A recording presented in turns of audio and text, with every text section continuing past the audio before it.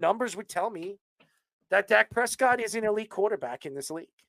And it's shame on anybody that doesn't think that. The guy was runner-up for MVP last year. And the fact that he didn't win and Lamar Jackson won, the only reason why Lamar Jackson wins the MVP is because he runs and he throws. He's dynamic. And he's getting, 900 yards, and he's throwing, 3,000, 3,200 yards, and he's great because he has 800 yards run. I'm looking at a guy that is playing with one weapon, and that is it. Come on, guys. Who watches the Cowboys? That's fine, Keith. If that's your opinion, that's your opinion. I'm just speaking the truth. An MVP doesn't matter. I'm looking at the what Dak Prescott has done with nothing.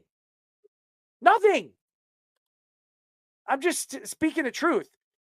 And Josh Towers is in, but we're going to go to a quick break in just 1 second. I know everybody wants to argue that, and that's fine. You're not a Dak Prescott lover? That's fine. I don't care. And I'm not a Dak Prescott lover either. A matter of fact, I have my own thoughts to Dak. I think he's a losing quarterback in the playoffs.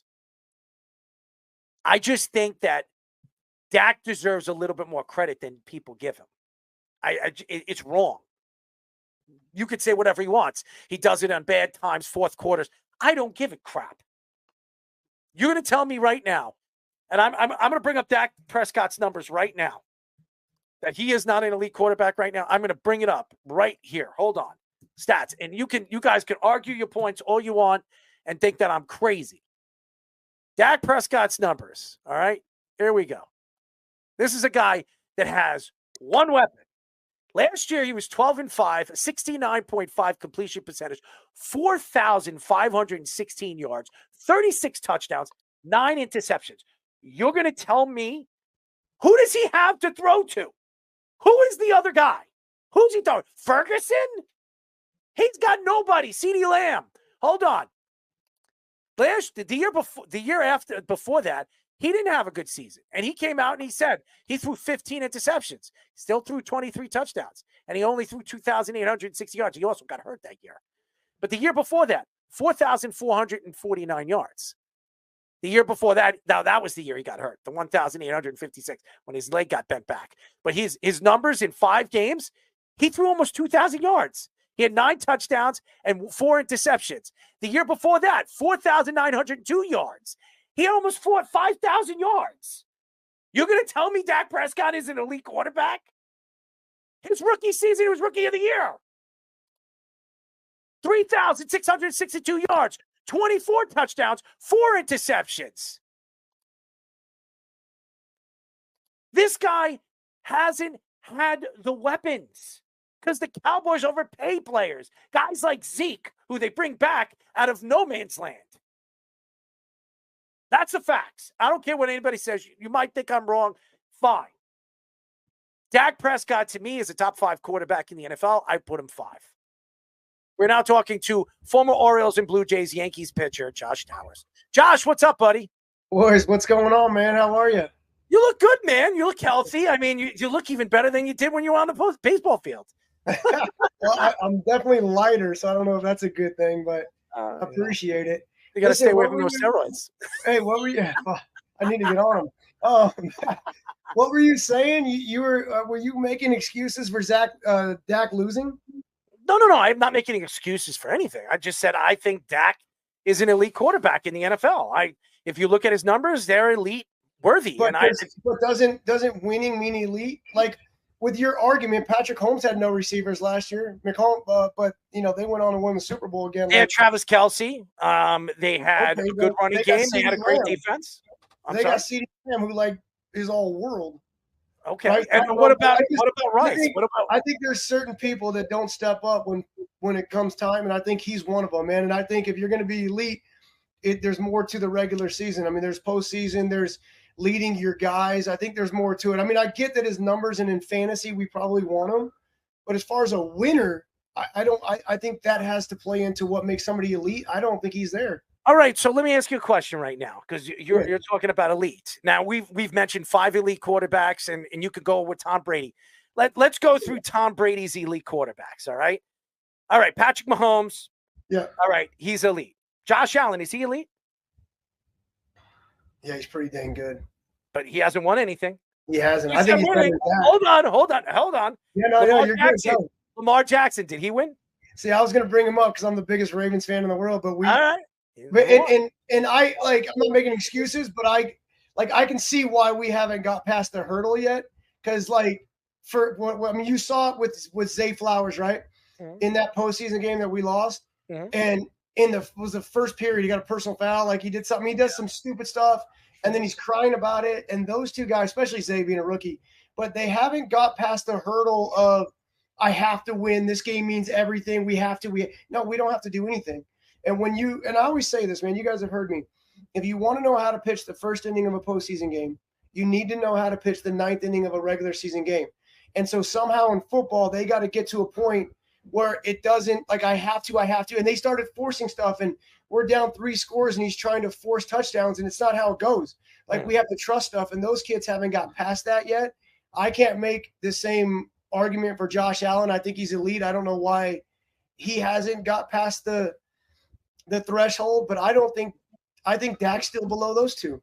I don't, because if you look at their numbers, they're very identical. All of them are very identical to one another. And by the way, if you really want to compare the numbers, I think in the playoffs, Dak has been more successful in the playoffs than Lamar Jackson has. So again, you can go now. Lamar played in the AFC title game last year. You want to give him credit? He did, and Dak never played in an NFC title game. But again, Dak is playing in the NFC where you have the Eagles, you have San Francisco. I mean, they're top heavy. And you're going to say, well, Lamar's also playing in probably the hardest division in football with Cincinnati there and Pittsburgh. So you could go back and forth. But to say that when you mention Lamar Jackson and Josh Allen, they haven't won anything either. So Justin Herbert, too? I mean, Peyton Manning puts Justin Herbert in his top 5. Justin Herbert, what did he do? He choked against Trevor Lawrence in the playoffs. Okay? I don't know if I can put Herbert in the top 5. Then what are you going to do? You're going to put Matthew Stafford? Matthew Rodgers has got to be in the top 5, right? Is Aaron in the top 5? I think he has to show it probably this year, though. I think he is. I think Aaron Rodgers is a top 5 player. Here's what I did. Mahomes, I put Burrow, even though Burrow hasn't won anything either, but he got to the Super Bowl. Aaron, yep. And then I put Josh Allen, and then I put Dak Prescott. And the only reason why I got to put Lamar above Dak. I say I can't make an argument for Dak in top 5, 6 or 7 probably, but I don't know if I can do it. I just look at what Dak Prescott has done with nothing, and it's because of the salary cap. It's because what about? I mean, didn't he have like Amari Cooper at one point with CD with that other kid who was supposed to be good that couldn't catch anything? They've always had tight ends coming in and out. They've always had the there. CD, if I remember, when CD was there with Amari Cooper, wasn't one of them? One or the other one was hurt at some point. Who was the third wide receiver they had? Gallup. Oh God. Who just had to retire. Oh God. Did he really? Yeah, at 28 years old, he had to retire. God, what a quick career in the NFL, man. Yeah, that's because Speedy breathed on him. That's what happened. I never had any physical contact with Michael Gallup. He had no physical contact with the football. Well, Marshawn, I don't know if you know this story. Marshawn Lynch was on what was his name again? Show the tight end. Jimmy Graham? No. The tight end show. He was on with Shannon Sharp. Shannon Sharp. He was on the Shannon Sharp show, and he was talking about Pete Carroll always chew gum. And I was listening to what he said. He said, "Well, Pete, the players gave him crap because every time he was on the sidelines and he didn't have gum, he said his breath stunk. So now you know why Pete Carroll always chew gum, because his breath always stunk. So maybe he doesn't brush his teeth." Wow. That's what Marshawn Lynch said. Well, good on him for knowing and actually respecting it with gum, because there's some people walking around that don't realize they don't smell good, man. Well, Speedy, Speedy doesn't smell good. I mean, he looks good today, but he, doesn't smell good, right, Speedy? He's got his favorite stadium. That was a matter of judgment. Speedy, when was the last time you put cologne on? I don't know. Well, just give me a day. I have no idea. Years? Oh my God. Years? I don't know. Speedy, they got a dope ass store in New York that you can make your own cologne, dude. It's awesome. I have no interest in that either. Speedy's smell. We should call it Speedy's smell. Could you imagine smelling like Yeah, you can name it whatever you want. It's great. I'm gonna make Speedy's one. ass? Speedy's ass. Hey, Shave the ass, Speedy. Look at some lavender in there. I would never be on board with that. We are talking to former Orioles and Yankees pitcher Josh I Towers. love it. Oh man, we love you, Josh. I love you're, this shit. you're doing I some love big this photo things. that you guys put up too. That, man. It's You one look of my beautiful. favorite. You look sexy, man. I mean, Nobody tell me knows in that photo that you got on graphic that I was going after Tony Pena, not Alex. It looked like you were constipated in that picture right there. Well, I don't even know where you got this other stuff from. That's too good. That's our executive producer, Mr. Aaron Fishman. He's our graphic designer. So thank you to Aaron doing his work. But let's get into some baseball conversation because we spoke a little bit about football. The Yankees. The Yankees right now have the best run differential in baseball right now. I do believe on paper, and I said it in the beginning of the year, I think this is the best team in baseball.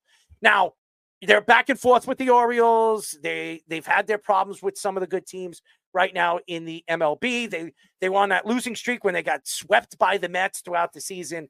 I mean, they didn't look good, but now they made a move for Chaz Chisholm. He got hurt when he was. You think they're better than Philadelphia? Yes, I do. I do. Yeah, I can't understand why Philadelphia at the deadline decided to gut their bullpen and bring in all new guys. I thought that was absolutely crazy. Seeing how to me the bullpen is the backbone to any winning team. But I don't think the Yankees are on that level. I mean, Aaron Judge is clearly the best player in baseball next to Shohei Ohtani. Soto's obviously really good. I think Jazz Chisholm is irrelevant. The only reason he's going to have any success in New York is because they have rules and he has to follow them, which I think is the only place he would found success. So I think they will get a little bit out of him, but I don't think the rest of it's good enough. And the pitchers are so inconsistent that I can't name them the best team in baseball, but this is the best chance they had to win a World Series in a very long time. And I think if there is a year they're going to win it, it better be this year. So what about the Orioles? I mean, they've had a lot of pitching injuries this year. Do you think they did enough at the deadline to alleviate? I know you've been critical of them in the past. Well, I've been yelling all year. Like, you see the Padres, like, in March or whatever. I mean, it's like May. They went and got Luis Arraez. Perfect. And you guys got Corbin Burns in the offseason. Great. But we all know we need more than 5 starters. And you guys rushed John Means, and you let Bradish come back when he wasn't ready, and his mechanics were awful, man. So it was only going to lead to this anyways. Like, I don't know. I think the naked eye could see that. And so I've been yelling since like May, you got to go get a starter. You got to go get a starter. You got to go get a starter. And they wait till the deadline to get Eflin. So no, I don't think they did enough. And I think they're too young. Just like last year, we knew they were going to lose in the first round. They were not prepared for it.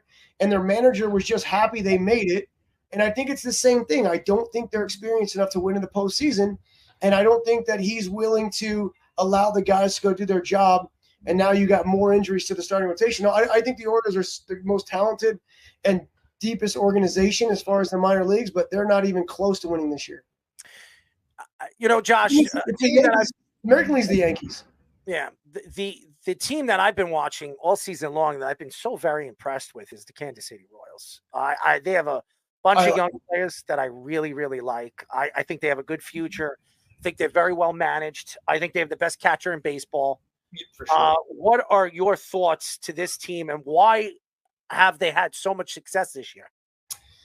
That I don't know. I mean, you get guys in your clubhouse that kind of take on a leadership role, and you kind of like follow them in a positive way. And Salvador Perez is obviously that guy, but I think Bobby Witt has done a phenomenal job of saying, I want to be a Royal forever, signing that contract. And he leads in a way on the field. Like Roy Halladay led in a way that we watched him. He wasn't verbal. It was, you just respected everything about his work ethic. And I kind of think Bobby might be the same thing. And then we know how good Salvador Perez is. I think Seth Lugo is underappreciated. I don't think that the world knows about Reagans enough, how good he is. And so, I mean, I thought that team would win the division this year, and they obviously still have a chance. I think they're 2.5 out right now. I'll say this. I don't think Houston, like the Yankees don't want to see Houston in the playoffs. I think that's the one team that's going to give them a lot of fits or a lot of trouble. Houston is like, they're just a veteran team, and they know how to not panic. And they started 12-24, and now they're winning this division by 5 games, and they're going to win. They also like to hit garbage cans. So We do know A few years ago, yeah. They can't do it no more. I think it's like taking steroids and now your body's not on it. You got the Well, now they use Speedy's breath to scare people away. So I don't know, man. Like, I think Houston's legit too. But I just, again, as awesome as Kansas City is or Cleveland is or who else, like, it's the playoffs are a different beast and you need veterans. And So there's been a rumor about the rule changes and like them challenging balls and strikes now is one of the things, obviously, with the pitch clock now. Like, as a former pitcher, like, what are your thoughts to that? Like, being able to challenge a location just right away. Well, let's go. Give it to me. I wish I had it. That's all you'd see me do. That's all you'd see me do. Challenge. Let's go. I don't know. Like, it's tough, right? Like, who's going to have the power to do it? Because you don't know how many times I'll throw a pitch and I'll be pissed off on the mound. I'll go in the dugout and I'll say to my catcher, "Where's that ball?" And he'll be like, "It's off." And I'm like, "No, it wasn't." And we'll argue. I'm adamant that it's a strike. He's adamant it's a ball. So, like, who gets to be the one to call it, right? Like, is my ego going to take over on the mound and I'm going to call it, or is my catcher going to, like, it? I don't know, man. Like, I think that we're taking too much out of the umpire's hands, and I don't like that about the game. We are talking to former Orioles, Blue Jays, and Yankees pitcher Josh Towers. Josh, the National League is still very wide open. I mean, everybody keeps thinking Philadelphia is the best team, but Milwaukee's had a pretty good year. Now Los Angeles has the best record in the National League, but they're in a division right now that I think have two very hot teams, San Diego, that are playing great baseball, and Arizona. Watch out for Arizona. We saw what they did last year. We saw them go to the World Series. I love their youth. I love their bullpen, and I love the talent that they have in the outfield. Well, who do you think is the cream of the crop right now? It's tough, right? Like, the Dodgers are just always so good. And it's kind of like the Yankees when I was on the team. And I say this, and it's not like anything to me, but I was an 8-year vet and I was the 25th man on the roster, right? And it's not like we had like you can put me in any position, and I've been there to an extent before. And the Dodgers have that, right? I mean, they have a couple young guys, but for the most part, everybody has a little bit of experience and they know where to be and they're accountable. And it's why they continue to win, even with all these injuries. They're going to need to get healthy. Like, again, they're like what happened last year. Their pitching has to get healthy, and it's going to have to be reliable, and they're going to have to be able to go deep enough into the games in the postseason for them to win. But they're good enough on an everyday basis to where if another team makes mistakes, it's too many. Like, you make one or two mistakes against the Dodgers, it's too many. They don't really make mistakes. But when I start playing the Padres, who are playing phenomenal baseball, or Philadelphia, who's not going to make too many mistakes, or these other teams, which playoff teams are, can the Dodgers keep up in a 3 or 4 game set, right? So over 162, they are very good at beating up on the teams they need to beat up on. I mean, give them credit. They are 8 games above 500 with teams above a winning record, so it's nice. I still think Philadelphia is the best team. I've never had faith in Milwaukee. They always blow it. I mean, the way they play baseball, they always lose in the playoffs early. They do have a different manager, so maybe that does change something. I love what the Padres are doing. I mean, they're so good at knowing who they are right now and having a lot of fun. But that's all going to change, man. Jackson Merrill's a stud, but when push comes to shove and the pressure and your shirt's beating the postseason, I think it's not going to be there. And I think we saw Michael King last night. He's been great, but he's inconsistent as heck, and that stuff doesn't help either, right? So I don't know, man. I think when push comes to shove, it comes down to the Dodgers, the Philadelphia Phillies, and if the Braves have to fight at the end to get in, then they're going to be the most dangerous team. It's another rumor that came out last week, MLB potentially imposing a 6-inning minimum for starting pitchers. Obviously, if you do, unless you get hurt or you allow 4 more runs. So what are your thoughts to that? I guess you're pumping your arms like you like it. No, I'm going to argue the other way. I always said my whole career, I gave interviews with this. I've always said it. If a starting pitcher doesn't go 7 innings, he didn't do his job. I used to tell John, I told you guys this before. I told John Gibbons all the time, Johnny, you pull me after 5 innings. I don't have to work out. I can go out and party all night. I don't have to do anything to go 5 innings. I can close my eyes and do it. It takes no physical effort. and there's nothing at stake. There's nothing on the line in 5 innings. There's nothing that has made me nervous or have to think twice. So I don't feel if a starter doesn't go 7 innings, I don't believe he did his job. And we have changed the game, and now I know that they think this is one reason why guys are getting hurt. There's a handful of reasons. This is definitely one of them, but there's a handful of reasons why these guys are getting hurt. So to implement one rule to try to prevent injuries, I think they're missing their boat, right? And so on one hand, as a starting pitcher, I love it because I'm going to make so much more money having to go a minimum of 6 innings. On the other hand, to force a manager or a team to let their starting pitchers go 6 innings is bullshit, because you got to let these guys manage the game accordingly. I might have a stressful first. I might not pitch well against a certain guy. Our bullpen might be taxed, or I might have to pitch deeper just to save her. There's a million things that happen that factor into why I let a guy go or why I pull him. Dude, my starting pitch, it might be 2 hours and 30 minutes into the 5th inning, and he's been sitting for 45 minutes because we're hitting. He don't need to go back out. That's too long of a sit, and he hasn't ate for 5 hours. I don't need to put him back in the game, right? So there's a million reasons for us to say I'm going to implement a 6-inning rule that I think becomes too dangerous.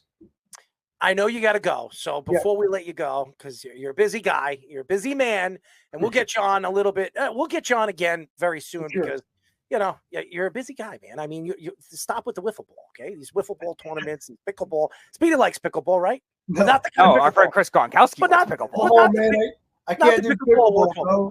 Yeah. These dudes that act like it's a professional sport and they're professional pickle. I'm like, bro, can you pick a lazier sport to act like you're good at? Well, Speedy's pickleball is not with rackets. You know what I mean? It's different. It's a different game, right, Speedy? Yeah, it's a pickle of trying to figure out your thoughts that go through your head sometimes. Anyways, Josh, tell us what you're doing right now. I heard you've been doing some big things and helping many different people with their swing and some of the stuff that they're doing right now in the game.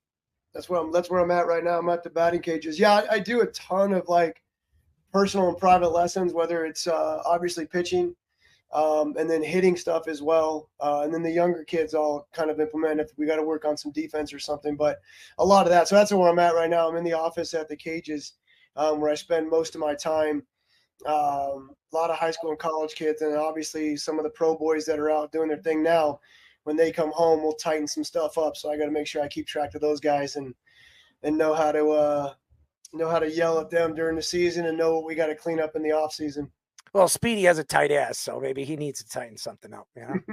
I don't know if those mechanics would apply. Random sexual scenario. Speedy, he's picking on you today, brother. Oh, I pick on him all the time, but it's part of the show. But we really appreciate the time, man. I know you're a busy guy, but I would love to get you on again. And maybe we'll come down there and check out your batting cages and what you're doing. I would love to do a live show over there. We've been talking to so many different people, and so many people, they keep inviting us out, but we don't follow through with it. So maybe if you push us, maybe we'll fly out there, we'll hang out or play some pickleball, or, Speedy can play pickleball with whatever. We gotta try to get you boys to do the podcast from South Point or Circa from the studio, man. It's awesome. Let us do it, man. We'll come in there. We're live here in Long Island. We do 103.9 FM. We would love to come out and entertain some of the fans out there and some of the people. So just let us know, man. We'll come out there. I would love to come out there and entertain some of those Vegas boys. Yeah, right? Vegas boys. Get some rowdy boys. Come on fight weekend. It's awesome. All right, let us know. We'll be in touch. Josh Towers, ladies and gentlemen. Boys. We love you too, man. Josh Towers, fantastic personality, great things he's doing right now. Vegas, he does broadcasting, he does, batting cages, he's helping people, and he doesn't like pickleball. So there you go. He likes wiffle ball. He throws a lot of nasty curves. Speedy, you like nasty curves. I don't know. You have a nasty curve, right? You pitch, right? I don't. No, somebody's got a nasty curve. Thank you, Josh. Later, boys. Later, brother. Thank you, Josh. Josh, I love Josh. I love him. I love him. Speedy, you love him? He's awesome. Do you love yourself? Sometimes. Do you love anybody? I will keep that confidence. I mean, do you have feelings for anybody in this studio right now? Is it Tommy Scoops? What? Do you love Tommy? a person, yes, not the way you're thinking. But do you, when you look at Tommy, wow, that guy's sexy? Do you No, think I don't care. I'm not that judgmental.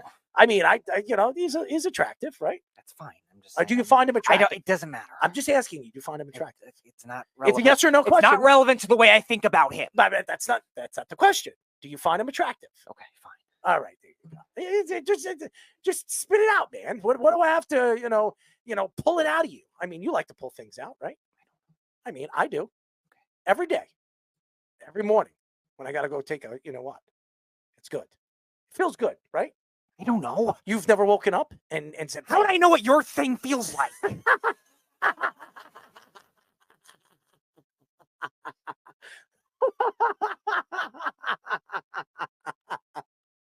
Oh man, your brother and my sister is still here, right? They're still listening. They're enjoying themselves over there. I enjoy everything. Speedy, you love everything, right? If everyone loved everything, it wouldn't. You like poutine cake?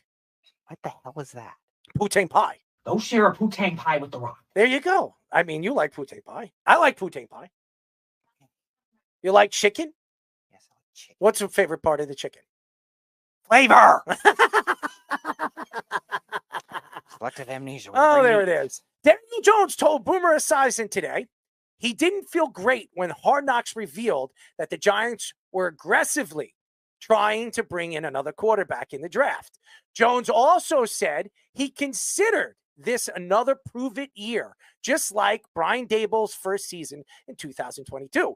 Daboll said him and Jones still have a good relationship, and they talk every day since Hard Knocks. Fox Sports' Emmanuel Echo says that the Giants would be betraying fans and players if they started Daniel Jones. Tom Brady just also joked about it on Stephen A. Smith's show when he says Daniel Jones is the first quarterback he thinks of throwing an interception.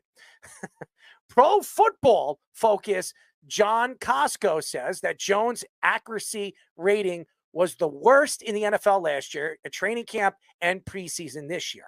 Jones was 11 for 18, 138 yards, 2 interceptions in the Giants' second preseason loss against the Texans. All right. I am not a Giant fan. I have 3 Giant fans in the studio right now. Well, one in, upstate, in, Fish. Speedy, you're a Giant fan. Scoops, you're a Giant fan. I mean, I'm going to tell you that the Giants have given Daniel Jones a disservice. This man lost his best player in the offseason because Joe Shane asked his son and his daughters what they think. Okay? That's your GM. Not mine. That's your GM. I think that right now, if I was Daniel Jones, I would feel not loved. If you go on social media right now, he's getting killed. Giant fans do not even want to see him on the field. They would rather watch Drew Lock or some guy who named Danny DeVito, or whatever his name is. I mean, by the way, he hangs out here in, Long Island, at the Hampton clubs. My friend tells me he's a big pain in the ass, by the way. He bounces out there in the Hamptons. He's one of the most annoying people you'll ever meet. I don't know what it is. But the Giants have given up on Daniel Jones. I feel bad for him. I really, really do. Because they never even gave him a chance to succeed. You give him Malik Neighbors this year. How long is this string going to be pulled before they decide, hey, you know what? Daniel Jones is done. Let's bring in Drew Lock. The season's going to end. Let's try to get one of these 2 quarterbacks that are going to be available in the first round this year, or maybe one that could be a first-round quarterback. Because I don't think there's a top 5 quarterback. I do not believe a quarterback is going to be drafted in the top 5, maybe not even in the top 10 in this coming draft in 2025. That's how bad this quarterback class is. That's why everybody wanted a quarterback this year. That's why there were more quarterbacks drafted in the first round than any NFL draft in history. The fact is, right now, Daboll is on a short string. Joe Shane is on a short string. The New York Giants are on a short string. Because anybody that watched Hard Knocks knows that John Mara is not a big fan of Joe Shane. Anybody that watched Hard Knocks would know that Mara did not want Saquon Barkley to go to the Eagles. So now you're sitting here today and you're watching Boomer Esiason and Greg Giannotti sit there and interview Daniel Jones. If I was Daniel Jones right now, I would have been just straight up honest saying, F this organization. I'm going to go out there. I'm going to do what I can to prove my worth and tell the Giant fans to stick it up their ass. That's what I would say. Because the truth is, I do that on the radio right now. I am not a quarterback in the NFL, but I'm a radio show host. Do I think I'm the best at what I do? I do. Can I prove it? I do it every single time. If I can't breathe, I'm on antibiotics, I'm on steroids, I'm on whatever. I'm out here, I do the best that I possibly can, and I make sure that I try to entertain people. If you hate me, love me, or you want to take it up the butt like Speedy does. I'm just speaking the truth. The fact is, Daniel Jones has been disrespected too much in the last 2 years. Has he stayed healthy? No. Is it a prove-it year? Yes. Did they pay him $40 million? Yes. Who paid him the $40 million? Joe Shane, the same guy that was asking his kids who he should draft in the first round. The fact is, if it was a joke or not a joke, it made Joe Shane look like an incompetent idiot. And right now, Tom Brady going out there and taking shots at Daniel Jones, shame on you, Tommy. Because I read what Keith was just saying. Who did Tom Brady play with? I don't know. There's a guy named Gronk, Julian Edelman, Randy Moss. I can go on and on and on and on and on. Who did Daniel Jones play with? I'm sorry. Let's go through it. A guy named Robinson who can't stay healthy. A Slayton kid who, I mean, people are trying to say he's an up-and-coming Odell Beckham, which is ridiculous. I mean, he hasn't had a number one quarterback since the day he stepped into the league. Let's not forget a wide receiver since the day he stepped in the league. Let's not forget the 9th-ranked receiver on the Chiefs' depth chart right now, Kadarius Toney. Oh, another guy. The human joystick. Jeff called him. Oh, yeah, Jeff. Your boy. The human cock blower. That's what I call him. I mean, honestly, the fact is, the New York Giants, as an organization, are a laughingstock. They are becoming the New York Jets very quickly. And not because they've won 4 Super Bowls and the Jets have only won 1.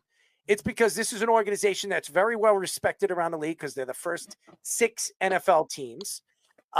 John Mara's father really put a good vibe in this organization before he stepped down and gave it to his son and passed away. But not only that, the organization took a chance on Eli Manning, and they had home runs. They took a chance on a guy that, they had to trade up for, traded Phillip Rivers and did all that stuff, and a lot of people questioning that move. Gave up a lot for it, too. And they were right. They made something right, and John Mara was praised for it. And now, with all the slacking of this organization and mistakes that this organization has made, and they've made a lot of them, let's be honest, they've made a lot of them. Now you're sitting here and they have to blame somebody. Let's blame somebody. And Giant fans, who do you want to blame? You want to blame Daniel Jones. That's what you want to do. So you know what? For all you Giant fans out there, I'm going to make a deal for you. He looks like crap right now in the preseason. He looks like garbage in the preseason. I'm going to make a bet that if Daniel Jones plays 15 games this year, Daniel Jones will throw 3,000 yards this year. Daniel Jones will run 750 yards. He will run in 5 to 6 touchdowns, and he will throw over 18 to 20 touchdowns. I think Daniel Jones is a lot better than people think that he is. It's a shame that he doesn't have enough weapons to prove himself. I don't think he has enough weapons still to prove himself. But I think he's going to prove himself enough to say that he is better than people think. Yeah, there's definitely still some flaws in his game, obviously, with the accuracy rates. Everybody has a flaw. You're right. It's not all his fault, though, because especially the 2021 season, I was talking to you, Fish, earlier about this. Like, there was a lot of issues with the way the Giants were run with Joe Judge, and that has to start with coaching because Saquon was hurt for a lot of that season. How many coaches has he had since he's come into the league? That's the other issue, too. Like, there's no stability. We were talking about it earlier with some of the rookie quarterbacks. Like, there's no stability with that. And Joe Judge was the complete opposite of every stubborn, like, he's the stubborn old school coach with all these new school coaches coming in, and it makes it hard for an offense to be able to grow that way. Now, obviously, Jones, in terms of a raw traits perspective, is probably still more closer to 20 than he is to 10. But again, at the same time, you also look at where the Giants are positioned right now. Like, they didn't really have another choice to be able to do that kind of thing, unless you're going to trade a king's ransom to either a division rival of the Commanders or the Patriots, which I have a little bit of a grudge with. They were never going to do that. No, that seemed unrealistic. It's so ridiculous. It seemed unrealistic at the time because of those two states in the draft. Now, again, I don't know if it was necessarily what they were doing was as bad as what Atlanta did with Kirk Cousins and Penix and like not telling Kirk Cousins, he got all pissed. But at the same time, like, it's still not ideal to say not tell Daniel Jones until just recently, just after Hard Knocks, that, oh, we were thinking about doing this. Like, it still does not look good for John Mara's perspective and Joe Shane's perspective. Brian Daboll, I think, has done a good job with the support system of that. But still, like, it can only go so far to be able to get the confidence back in for Daniel Jones. I'm with you, Errol. I don't think Daniel Jones is all that bad. I watched that whole preseason game. Look, he had one of the worst interceptions you're ever going to see in a football game. It's something that if my JV quarterback, when I first started coaching, did it, I would have sat his ass down on the bench for the next quarter and talked to him about why you don't throw into the flat late. You have to know that. It's unbelievable that you would make that decision. And it was on a play action, which makes it even more unforgivable. He easily could have thrown that ball away. Anyway, he throws a pick. Wasn't a great shot, great throw. He needed to put it a little bit more behind Hyatt, but Hyatt really wasn't all that open. He could have got it to him, but it wasn't like Hyatt ran it like a great separation route. He then came back and threw a great bomb to Slayton and made a bunch of first downs. Neighbors is for real. That dude was making acrobatic catches. Dropped one that was a little easier. But, he was getting pulled by Stingley Jr. While he's doing, who's a very good corner. He was getting open on Stingley. This guy's for real. The offensive line gave up no pressures from Illuminor or Thomas. So I found out the new O-line coach, Carmen Brasillo, guess who he learned from? I have no idea who he learned from. Dante Scarnecchia. He's a disciple of Scarnecchia from the Patriots. Mm-hmm. And as someone who coaches offensive line and has been around a lot of offensive line coaches who have no idea what they're talking about, I'm so happy that I got to learn from a couple of great coaches when I first started. And it's really about who shapes you as a coach and shows you how to do things. And he really had one of the better ones. And look at how quickly, even with a couple of backups, because Runyon didn't play, but even though he's supposed to be back in a day or two, they were able to be really solid on the line. So, look, if Daniel Jones makes mistakes, that's fine. But if at least fantasy-wise, I expect him to have a really good season. And I do think he's going to be a lot better than people are saying, mainly because he's going to have to throw because they're not going to run as much, let's face it, without Saquon. All right, Tommy, what are your thoughts? I'm just going to sort of say like more of the same in a way. I really don't get it. Like you were saying, Errol, Daniel Jones, if I'm Daniel Jones, you have the right to be dumbfounded, After already being heavily criticized coming into the league, just had a great season. I just had it pulled up over here. 3,200 yards, 15 touchdowns, 5 interceptions, and 700 rushing yards. That's pretty decent stats with 7 rushing touchdowns. That's Lamar Jackson stats. Exactly. That's career highs right there, too. That's Lamar Jackson numbers in the running category, too. Then he has that great season. Boom. Signs this big deal. In the offseason, so many different people get moved around. You have Kinley moving around, including, of course, his best weapon, Saquon Barkley. You give him after all that, you give him the sense that you're our guy. You're going to be our quarterback moving forward. Just for one draft time to come around, you got Shane axing his kids who he should draft, trying to trade up for a quarterback, thinking about drafting for J.J. McCarthy and whatnot. That's going to have him think, okay, this team is using me as a Band-Aid for next year. Because, I mean, look at it in a way, though. If he does do bad this year, they'll be like, okay, great. If not, then it's going to be easier to move him. You could trade him for something. Or even if they do decide to, like, release him, then they'll have, like, a less money and dead cap money. But this, in a way, I kind of want to say it's similar to the Matthew Stafford situation. You know, Calvin Johnson being I'm gonna ask you guys something.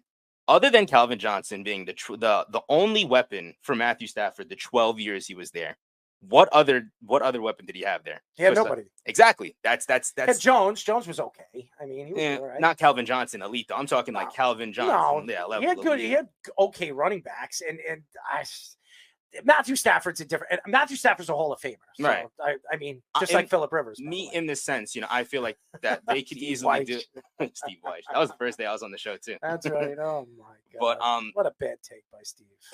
But you know, Matthew Stafford going to the Rams, getting a competent team, competent coaching staffs. He went to Super Bowl the first year, and I know, like you said, it's a lot different because we are talking about Matthew Stafford. He did show 12 years that he could play at a high level. But for the 5 years that Daniel Jones has been here, he's only had Saquon for those 5 years.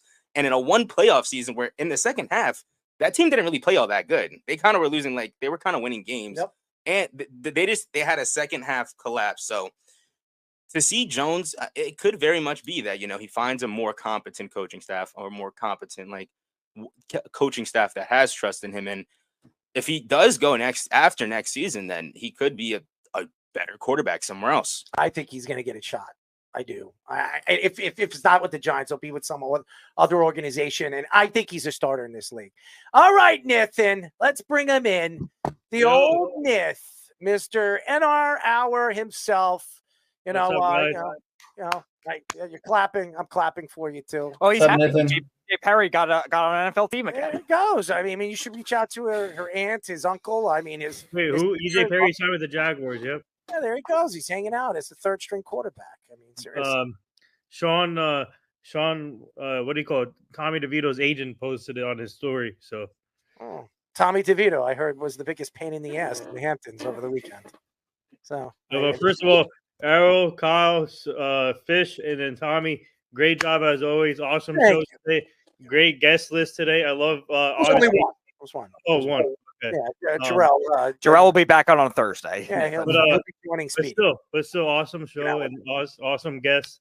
Keep it. I love. Thank you again for having me as always. Did you say aloha? I mean, what are we in Hawaii? Huh? Oh, I thought you said aloha. No. I said keep up the great work, all of you guys. You guys are the best. So. Oh, thank you. We think you're the best too, Neth. Thank you. I've lost my will to survive this whole night because I'm breathing through my mouth and I'm not breathing through my nose.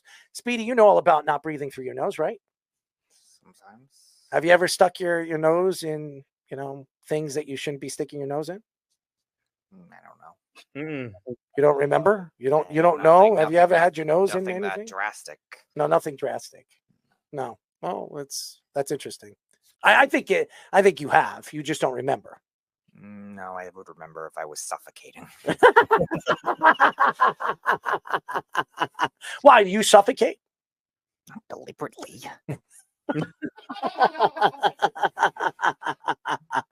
Oh, Speedy, we love you, man. Oh, Cyrus. Oh, preach, my brothers. Oh, I don't know who Cyrus is, but hello, Cyrus.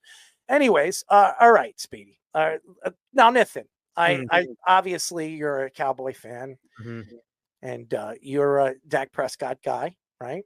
Yeah. And you like the scent of Cowboy fans all around the country, right? You know what it smells like? Shit.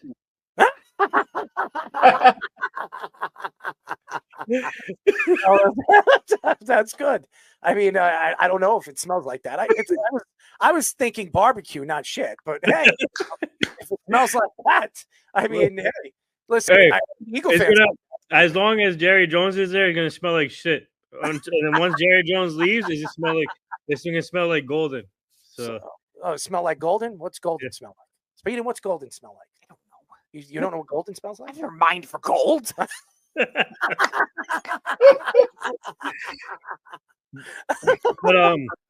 what's it called? on the. I mean, I heard a report today that they're having talks are progressing between CeeDee Lamb and the Cowboys, but I won't believe it until it happens because you got to pay this guy, and you got to pay Parsons.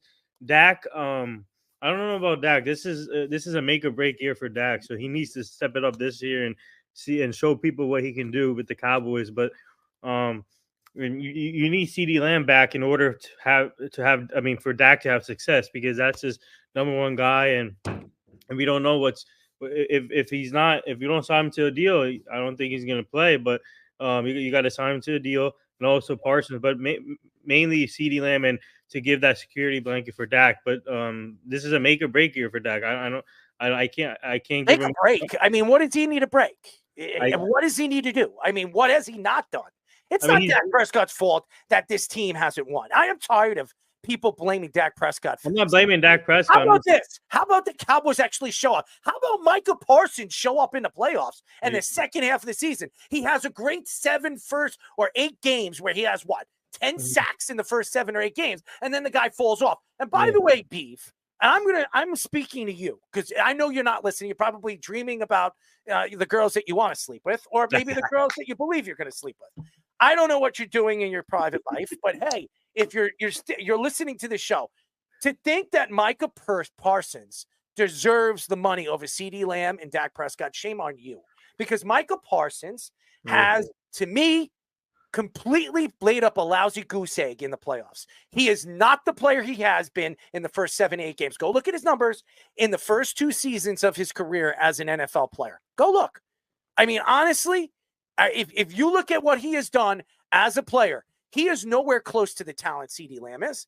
And I'm sorry, I'm paying Dak Prescott over him. So he sits there and he says he was on a podcast recently. And he said, hey, listen, if you're not going to give me this, trade me to Pittsburgh. Why would they do that? If they know that you want to go to Pittsburgh, what are they going to get out of it?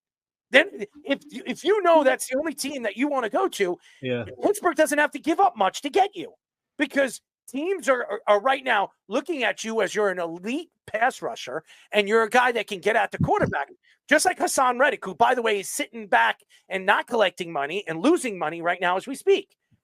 Micah Parsons needs to step into the light. Go up. When? Oh, there you go. Moses, Speedy. You don't look like Moses anymore. You know who you look like?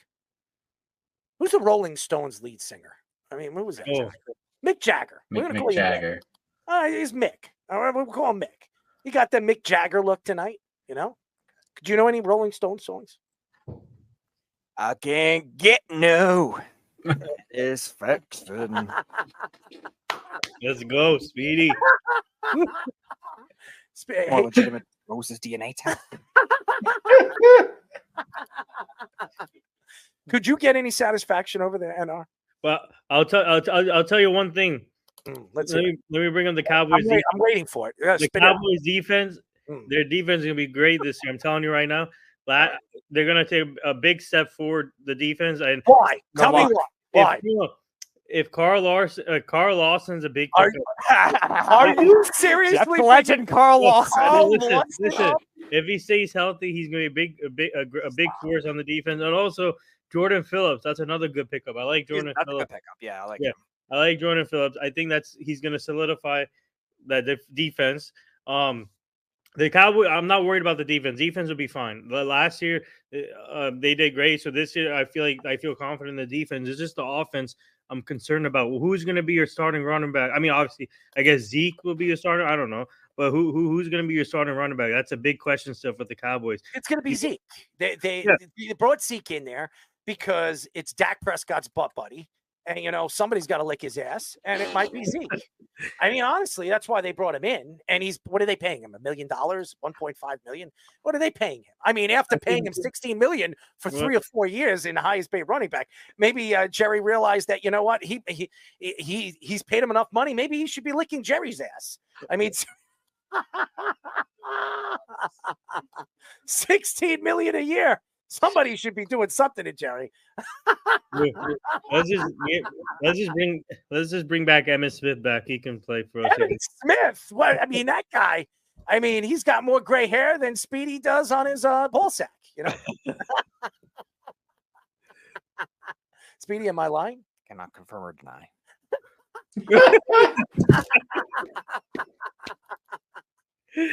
Oh my god! Your sexual scenario.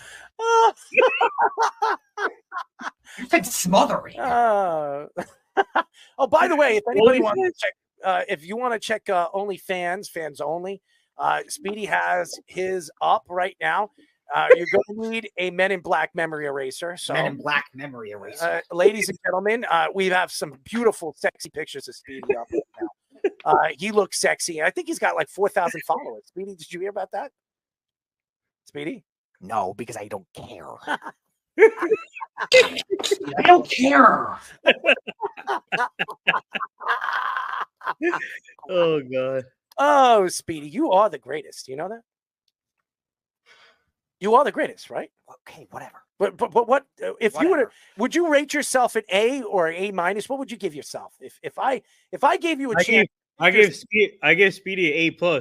An A plus. Why? Why would you give him A plus? He's a legend. He's the GOAT. He's the GOAT. He's the GOAT of this show. He's the GOAT. Speedy makes everything happen. He's one of the best in my opinion. He's a vacuum cleaner, right? He's a vacuum cleaner. Speedy, you a vacuum cleaner? I don't know how that even makes sense. Do you? I'm not licking anyone. Do you scarf things? Do you like to scarf things? What the hell is that? You know what scarf means? No, I don't. I didn't hang up in New York in the 90s as a teenager. All this 90s Long Island slang, I don't know. You never scarfed anything? No. Do you know what scarf means? No. Do you know what eating means? Again, a first grader knows what eating means. How about chewing? Have you ever chewed on anything? You have to. Not necessarily. You can suck on something. Or swallow it. You Okay, odds are you'd probably die if you're trying to swallow something big. Oh my god! Oh, well.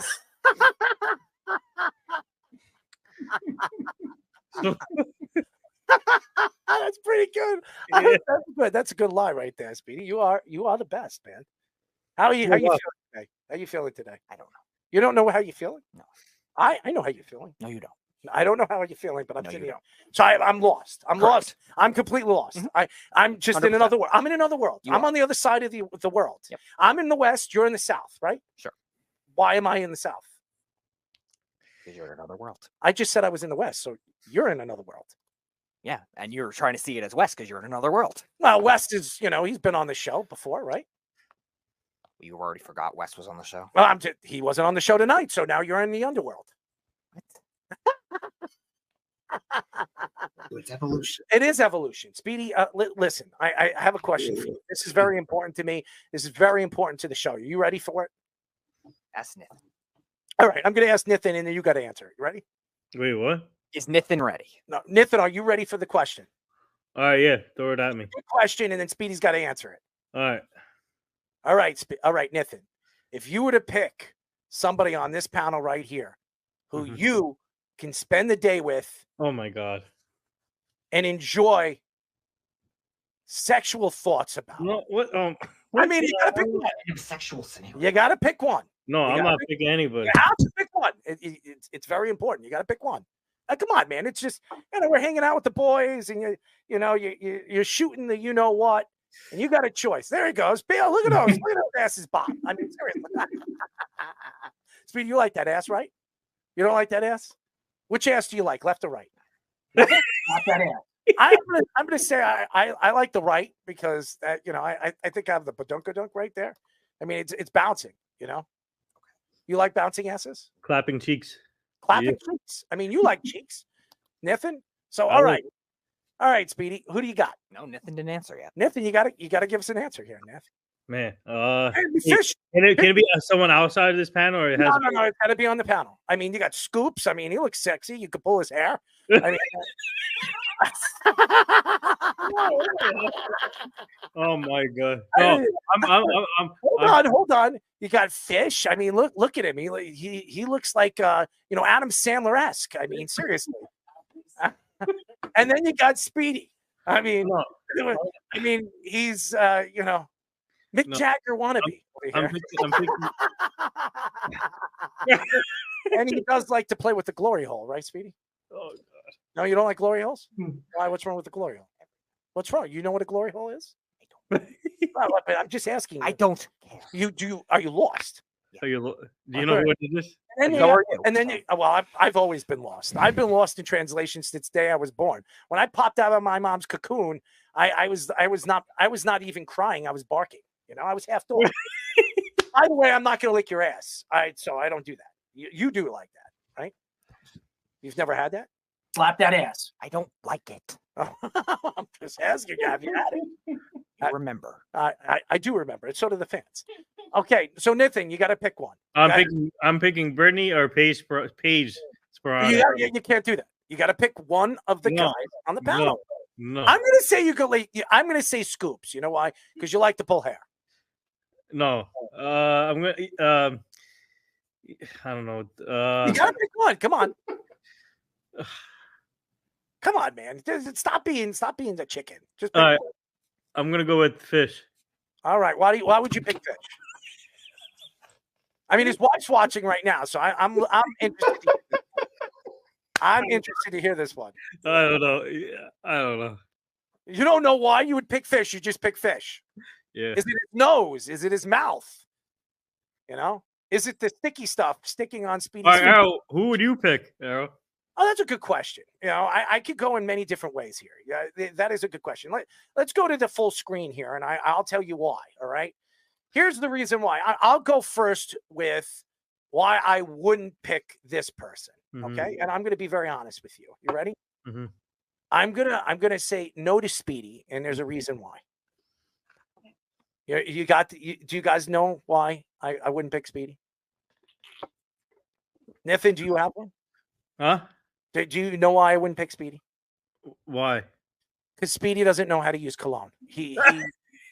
Speedy is he's a giant stench. Right? Speedy, you have a smell to you, a sweat smell. Everyone has a smell. Everybody's got a smell. What do you think you smell like? I don't care. Do you have a thought? No, I do. I think you smell like a dog half the time. So I wouldn't go with Speedy. All right. Now the other guy I wouldn't go with was you, Nathan, and there's a reason why I wouldn't go with you. Why? You're too small for me. You're like an Ewok. You're like an Ewok. I can't. I'd have to jump on somebody's back to be as you. So it wouldn't be you. Okay. Now the other guy would be Fish. I wouldn't go with Fish. Fish is 6'3", and I have a better chance of getting on my knees and giving him something. Tommy, I'd go with Tommy, and there's a reason why I would go with Tommy. Okay, because you got to play with hair, right? I get a full fist of hair,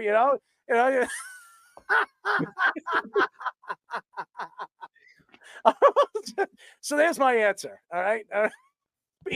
Who do you got now? Well, I was going to go with Scoops originally, but he just went with you, so I'll give him a break. Nathan, you win. Why would you go with Nathan? I got to hear this one. Size. Size of what? Smallest. Wait, what did he say? I gotta hear. You're the smallest of them. You're the smallest of them. You're the smallest of them. You're the smallest physical stature of them. In many different ways, Neth. What the?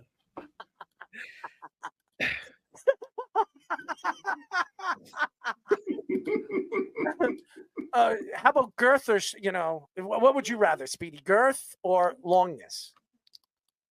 I don't know what any of that means. But what'd you go with? Girth or longness? I have no idea. You got to pick one. All right, longness. Why? I have no idea. I don't know what either of those mean. How about a seal? Like a seal? With that ball. It looks just like it. I'm going to tell him Speedy thinks you look like a seal. Thank you to the fans. Thank you to Josh Towers for joining us. Unfortunately, Jarrell Worthy could not join us. He'll be here Thursday. Thank you again. We will be back on Thursday. Who do we have on, Speedy? So Jarrell Worthy will be on at 8:30, and then also at 8 o'clock, our Hall of Fame basketball guy, Tim Hardaway, will be back on with us. Oh, Timmy. Timmy Touch, we call him. Speedy, you like the touch? You like Timmy Touch?